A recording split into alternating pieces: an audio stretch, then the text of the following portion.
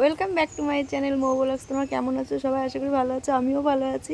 তো দেখো রৌদ্র উঠেছে বলে আমি ট্যাঙ্কির পাশে দাঁড়িয়ে আছি আর এসছি জামা কাপড় মেলবো বলে ছাদে। তা অনেকটা রৌদ্র বলে আমি ট্যাঙ্কির পাশে দাঁড়িয়ে ভিডিওটা বানাচ্ছি। আর এই দেখো আমার মাথার অবস্থা, কারণ আমি সকালবেলা কোনো দিনই মাথা আঁচড়াই না, এটা আমার বদ অভ্যাস। ঘুম থেকে উঠে একবারে স্নান টিনান করে টোরে তারপরে মাথা আঁচড়াই।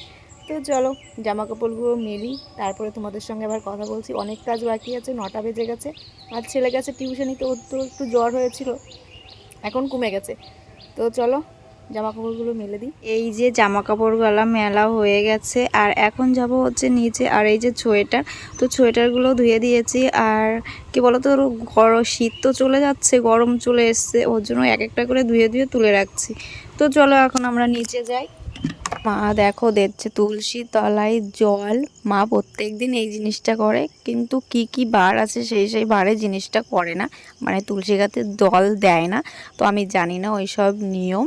তারপরে দেখো এখানে বসিয়েছি ভাত, কারণ সব কাজ করে টোরে আমি তারপরে ভাত বসিয়েছি। আর ছেলে তো সকাল সকাল টিউশনিতে চলে গেছে, তার জন্য আমি একটু লেটতেই ভাত বসিয়েছি। ওকে সকালবেলা কটা ভাত খাইয়ে, মানে কালকে রাত্রের ভাত ছিল সেই ভাতটা খাইয়ে ওকে আমি পাঠিয়ে দিয়েছি। আর এইখানে দেখো তারপরে আমি এসেছি বাবার ঘরে, বাবার বিছনা চাদরটা সকালবেলা ধুয়ে দিয়েছিলাম, সেই বিছনা চাদরটা পাততে। আর এখানে ভালো করে আমি বিছনা চাদরটা পাতিয়ে দিচ্ছি। তো এইখানে আমি সব কিছু ধুয়ে টুয়ে দিই সেটা না, মাও কিন্তু ধয়। মাও সব কিছু ধুয়ে ধুয়ে গুছিয়ে রাখে, আমিও গোছাই, সবাই মিলে একসঙ্গে মিলেমিশে করি কাজ। তারপর বলছি আমি তারপরে আবার মুছবো ঘর। তো চলো এখানে তো বিছনা চাদর পাতানো হয়ে গেল, আর এখন আমি ঘর মুছতে চলে আসলাম। কারণ ঘরের মধ্যে তো তোমরা জানো একটু বালি থাকলে পা দিলেই খারাপ লাগে। তো তার জন্য এখানে আমি ঘরটাও মুছে নিলাম। আর এইখানে দেখো মা আজকে রান্না করেছে। মা রান্না করেছে হচ্ছে অনেক কিছু। এখানে ঝিম ভাজা, মাছের ঝোল, চাটনি, উচ্ছে ভাজা, আরও অনেক কিছু ছিল। আর এই যে হচ্ছে চাটনি, তো তোমরা তো দেখতেই পেলে। আর আমি যেদিন যেটা রান্না করি সেটা আমি বলেই দিই যে আজকে আমি রান্না করেছি, আর যেদিন মা রান্না করে সেদিন তো বলেই দিই যে আজকে মা রান্না করেছে। তো চলো তোমরা দেখো। দেখো এখানে কিন্তু আমি পুরো ঘরটা মুছে ফেলেছি, আর তার মধ্যে মারও রান্না করা হয়ে গেছে। মা রান্না করতে গেছে আর আমি অন্য সব কাজগুলো কমপ্লিট করে ফেলেছি, নাহলে আজকে আর ঘর মোছা হতো না। আর তারপরে দেখো রাত্রিবেলা এইখানে মা রান্না করতে এসেছে আবারও, কারণ রাত্রিবেলা হচ্ছে মেনুতে ফ্রাইড রাইস রান্না হবে।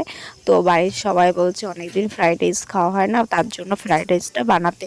তো এখানে তার জন্য আমি ফ্রাইড রাইস বা আমাদের দাদাভাইকে বললাম আনতে, তাই সব কিছু জোগাড় করে নিয়ে এসেছে, তাই বাড়িতে ফ্রাইড রাইস রান্না হচ্ছে। মাই বানাচ্ছে, আমি অতটা পারি না, আমি কোনোদিন বানাইনি ফ্রাইড রাইস, তার জন্য আমি যাইও না বানাতে। আর হ্যাঁ এইখানে দেখো সব কিছু এনেছে, শসা, টমেটো, বিন, গাজর, যা যা লাগে সব কিছু এনে রেখেছে। তারপরে সব কিছু বানানোর শেষে আমি কিন্তু এখানে মুছতে এসেছি, যা কারণ চারিপাশে না ঘি লেগে গেছে, তার জন্য আমি এখানে শ্যাম্পু জল দিয়ে ভালো করে মুছে নিচ্ছি। আর হ্যাঁ, ভিডিওটা যদি ভালো লাগে like comment share and subscribe করে দেবে। যারা ফেসবুক থেকে দেখবে তারা ফলো করে নেবে, আর যারা এই ইউটিউব থেকে দেখছো তারা সাবস্ক্রাইব করে নেবে। আর এখানে দেখো আমার মোচা টোচা হয়ে গেছে। তো চলো তোমাদের আমি এখন দেখাচ্ছি যে ফ্রাইড রাইসটা কেমন হয়েছে। আর আমার ছেলেও ফ্রাইড রাইসটা খুবই ভালোবাসে খেতে, ভীষণ ভালোবাসে। আর এখানে দেখো স্যালাড ট্যালাড কাটা হয়ে গেছে। আর এখানে আমার ছেলে কিন্তু অবশ্যই হচ্ছে গান করছে, গান ভীষণ ভালো গান গাইতে পারে। তোমরা তো শুনতেই পেলে কি সুন্দর গান গাইতে পারে। এখানে আছে চিকেন, তো চিকেনটা রান্না হয়ে গেছে। আর এখানে আছে ফ্রাইড রাইস। তো চলো আজকের খাওয়া দাওয়াটা ভীষণ ভালো হবে, জমদার খাওয়া দাওয়া হবে। তো ভিডিওটা যদি ভালো লাগে like comment share and subscribe করে দাও। চলো ভিডিওটা আর বড় করছি না, টাটা।